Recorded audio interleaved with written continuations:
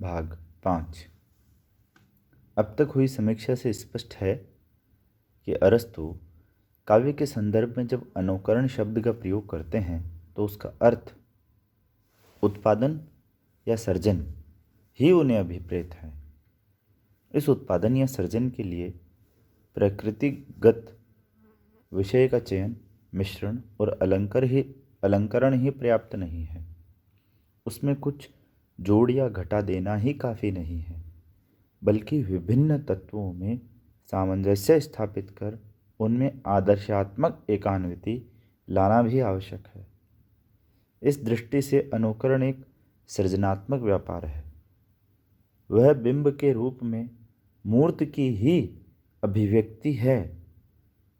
सामान्य का ग्रहण और सरल तथा इंद्रिय रूप में उसका पुनरुत्पादन इंद्रिय प्रत्यक्षों द्वारा पूर्व परिचित यथार्थ का प्रतिफलन नहीं है, बल्कि वह प्रकृति का प्रतिस्पर्धी है, क्योंकि वह प्रकृति के अपूर्ण उद्देश्यों को पूर्ण करता है और उसकी असफलताओं का निराकरण करता है।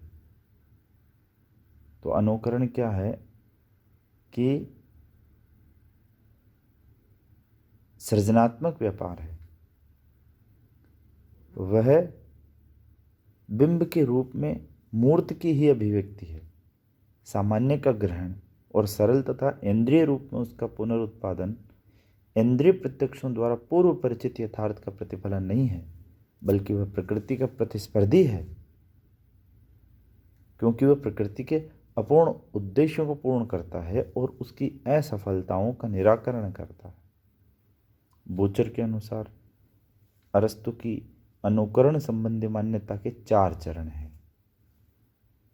ये अच्छी बात हमें पता लगती है फैक्ट के रूप में कि बूचर के अनुसार अरस्तु की अनुकरण संबंधी मान्यता के 4 चरण हैं।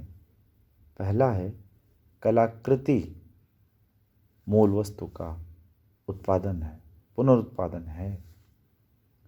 कलाकृति मूल वस्तु का पुनरुत्पादन तो है, किंतु उसके मौलिक रूप में नहीं, बल्कि उस रूप में जैसी वह ज्ञानेंद्रियों को प्रतीत होती है। कहने का अभिप्राय यह है कि कोई वस्तु जैसी रहती है उसी रूप में कलाकृति में अभिव्यक्त नहीं होती, बल्कि ज्ञानेंद्रियों की सहायता से मन पर उसका जो बिंब अंकित होता है उसी के अनुरूप वह कलाकृति में अभिव्यक्त होती है। अर्थात कलाकृति वस्तु का प्रतिफलन नहीं, कलाकार के मनोगत बिंब का प्रतिफलन है। तो कलाकृति वस्तु का प्रतिफलन नहीं, कलाकार के मनोगत बिंब का प्रतिफलन है। कलाकृति मानव जीवन के सामान्य पक्ष का अनुकरण करती है, विशेष या व्यक्तिनिष्ठ पक्ष का नहीं। कलाकृति मानव जीवन का आदर्शीकृत प्रतिरूपण है। इस प्रकार अनुकरण किसी एक अर्थ का वाचक नहीं है, उसका पूर्ण अर्थ कई तत्वों के योग से व्यक्त होता है, जिनमें प्रमुख है पुनरुत्पादन, मानस बिंब, जीवन का सामान्य तथा आदर्श पक्ष। अरस्तु के मन में इन तत्वों के मिश्रित रूप का नाम अनुकरण है, जो प्लेटो का अनुकरण से सर्वथा भिन्न कोटि की चीज है। अतः वह उस हेय अर्थ से भी मुक्त है जो प्लेटो के मन में रहा है। लगे हाथ प्लेटो और अरस्तु के काव्य संबंधी मान्यताओं की तुलनात्मक समीक्षा भी कर लें। यह बहुत महत्वपूर्ण टॉपिक है, तो ध्यान दें। प्लेटो मूलतः दार्शनिक थे और अरस्तु वैज्ञानिक, अतः दोनों के दृष्टिकोण में अंतर था। प्लेटो ने जिस भौतिक विज्ञान की खिल्ली उड़ाई थी उसका और उसके साथ अन्य विज्ञानों का भी अरस्तु ने अभिनिवेश पूर्वक अध्ययन किया था। इसलिए जहाँ प्लेटो के लिए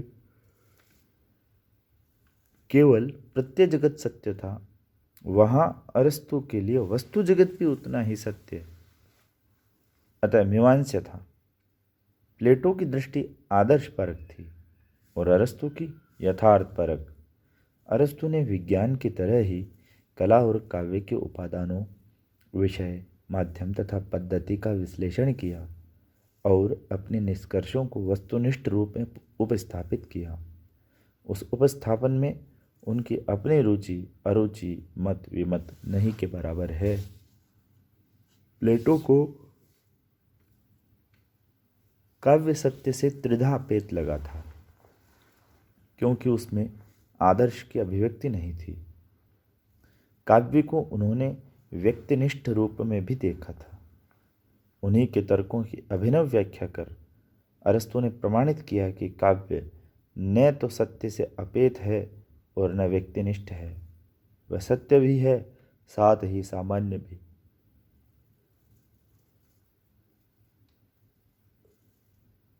सत्य तो इतना है कि इतिहास से भी ऊंचे स्थान का अधिकारी है। प्लेटो की मान्यता थी कि महत्तम और सुंदरतम कार्य प्रकृति द्वारा निष्पादित होते हैं और हीनतर लघुतर कला के द्वारा। अरस्तु ने सिद्ध किया कि जो कार्य प्रकृति से अनिष्पादित रह जाते हैं उन्हें कला पूर्ण करती है। कला प्रकृति की कमी को पूरा करने का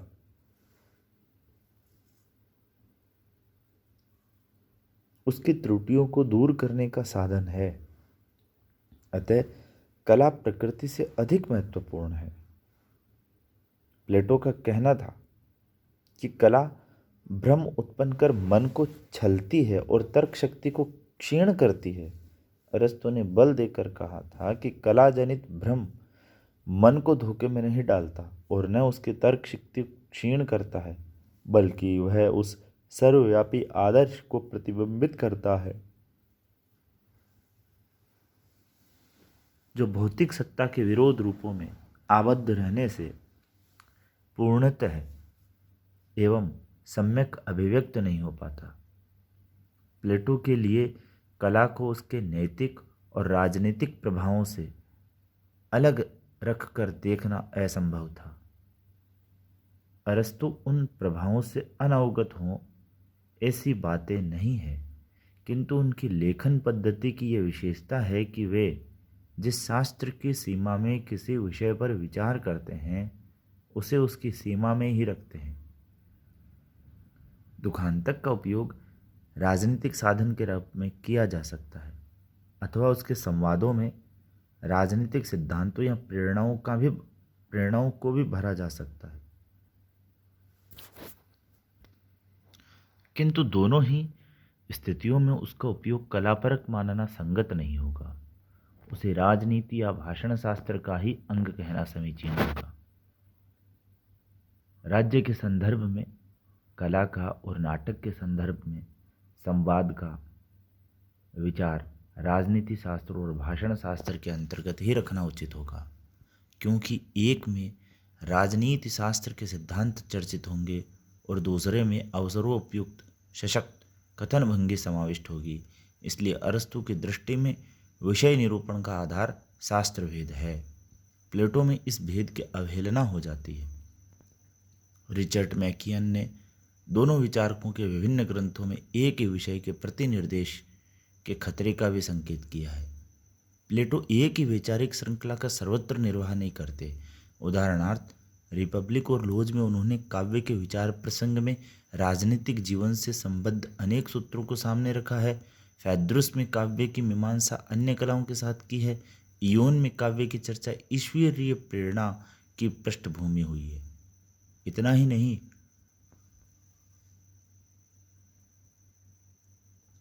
रिपब्लिक और लोज में भी काव्य की चर्चा में दृष्टि भेद है, क्योंकि रिपब्लिक में आदर्श गणराज्य की स्थापना का प्रसंग है और लोज में सामाजिक आर्थिक राजनीतिक विशेषताओं का।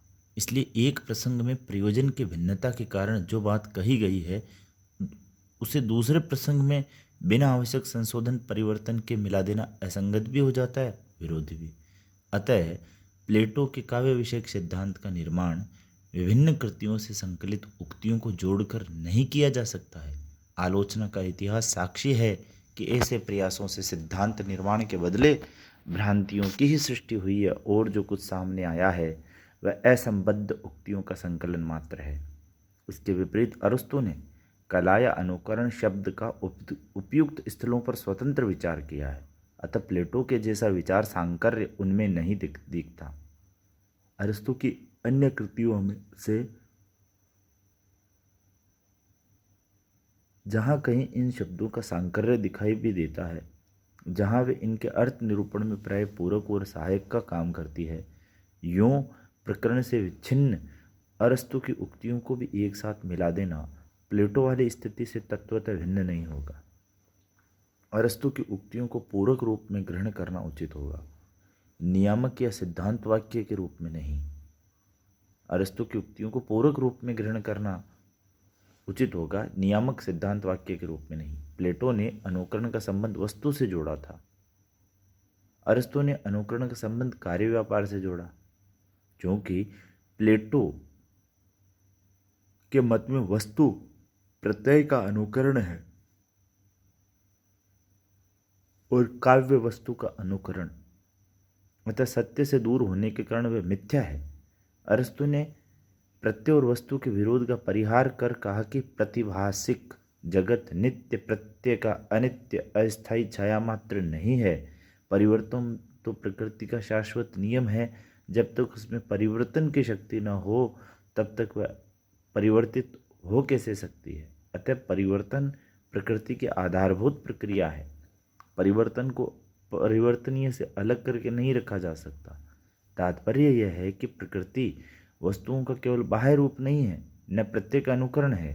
अरस्तु की पद्धति में प्लेटो की प्रत्ययात्मक सत्ता आइडियल बीइंग अमान्य है, प्रकृति सृजनात्मक शक्ति के रूप में, अतः गत्यात्मक शक्ति के रूप में सभी वस्तु में विद्यमान और काव्य उसी का अनुकरण करता है। प्लेटो का काव्य विरोधी निर्णय केवल उसकी विषय वस्तु को लेकर था। प्रश्न यह है कि क्या काव्य को केवल विषय वस्तु के निकष पर रखकर ही उसको ग्राह्य या त्याज्य ठहराया जा सकता है।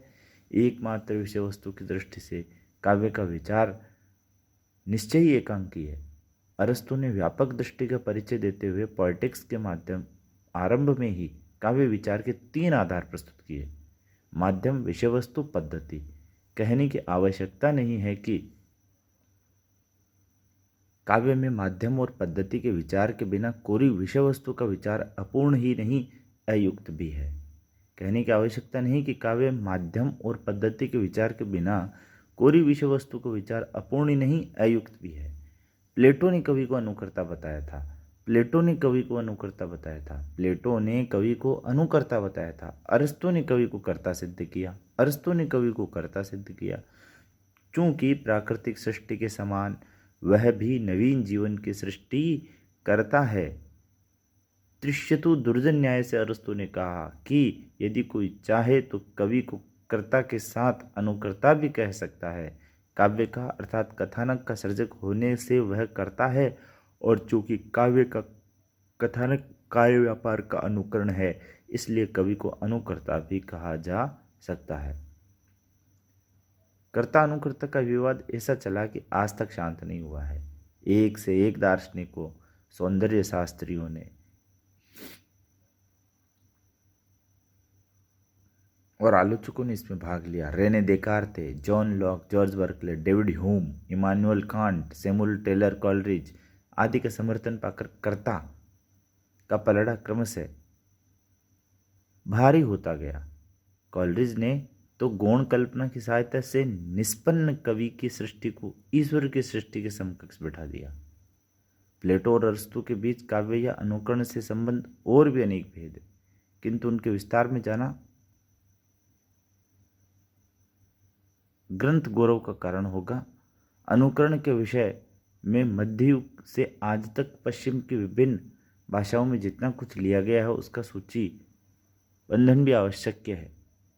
इसमें संतुलित विचार हुए हैं और अतिरंजित भी। उदाहरण, जहाँ अरस्तु का कहने है कि कला प्रकृति का अनुकरण है, वह वहाँ प्रसिद्ध फ्रांसीसी कवि शार्ल बौदलेर अनुकरण को कला का शत्रु घोषित करने में नहीं हिचकते। वे एक निबंध में लिखते हैं कि हाल के कई वर्षों में हम कहते सुनते आए प्रकृति का अनुकरण करो, केवल प्रकृति का अनुकरण करो। प्रकृति के उत्तम अनुकरण से बढ़कर न तो कोई अधिक आनंद है न सुंदर विजय। और यह मत जो कला का शत्रु केवल चित्रकला पर लागू नहीं हुआ बल्कि सभी कलाओं पर लागू हुआ है, यहाँ तक कि उपन्यास और काव्य पर भी। जिसका अस्तित्व है उसका वर्णन बेकार भी है और वह भी, क्योंकि जो कुछ भी जिसका अस्तित्व है मुझे संतुष्ट नहीं करता। तुच्छ की तुलना में मैं अपनी कल्पना के राक्षस को भी अधिक पसंद करूंगा। यहां बोदलेयर ने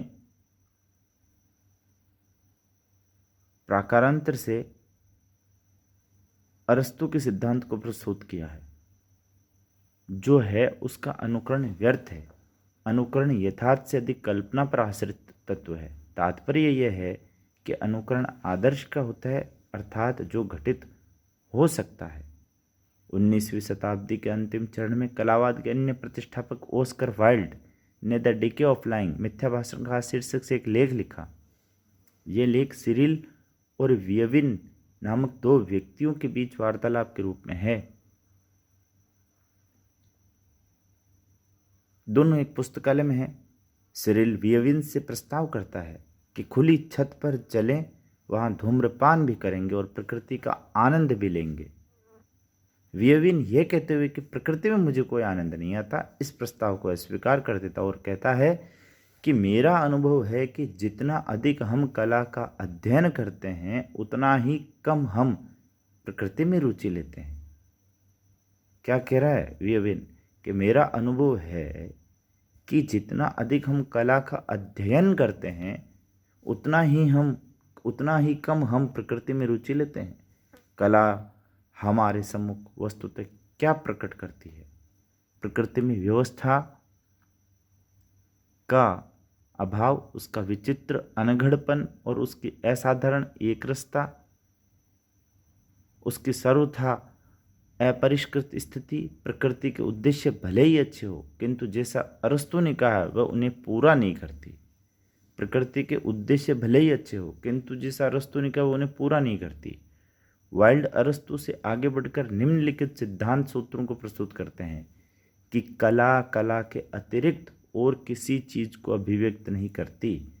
सभी दूषित कलाएं जीवन और प्रकृति की ओर लौटने से और आदर्श के रूप में उन्हें स्वीकार करने से उत्पन्न होती है। कला जितना जीवन का अनुकरण करती है उससे अधिक जीवन कला का अनुकरण करता है। कला का उद्देश्य है मिथ्या भाषण अर्थात सुंदर असत्य वस्तुओं का वर्णन। अरस्तु का अनुकरण करते करते वाइल्ड उनके अनुकरण विषयक सूत्र को उलट देते हैं। अरस्तु का कहना था कि कला जीवन का अनुकरण करती है, वाइल्ड कहते हैं जीवन कला का अनुकरण करता है। विगत 2500 वर्षों में अनुकरण ने कितनी दूरी तय की है, इसका ये कितना दिलचस्प उदाहरण है। रुचि भेद से एक ही चीज के कितने रूप भेद हो जाते हैं। आज के लिए बस इतना ही। कल फिर मिलते हैं विरेचन टॉपिक के साथ। तब तक धन्यवाद। आपकी सफलताओं का सदैव आकांक्षी। धन्यवाद।